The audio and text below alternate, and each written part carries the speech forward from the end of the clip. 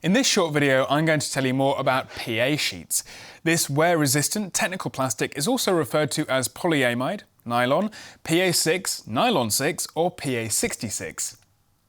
PA is a sound-absorbent and very wear-resistant plastic with good sliding and rolling properties. It's widely used for dynamic applications in mechanical engineering. Examples include gears and racks, slide bearings and slide plates, transport rollers, scrapers and blanking pads.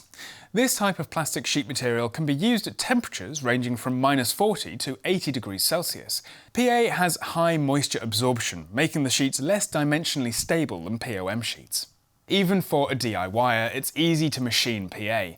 Processes such as sawing, milling and drilling and turning are all possible. You can also cut these sheets with a water jet or laser. In some cases, it's also possible to weld the sheets.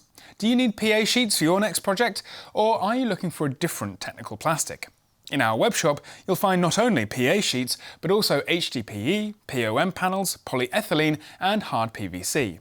Order your plastic sheet in our webshop and we'll cut it to size for you in any shape you require.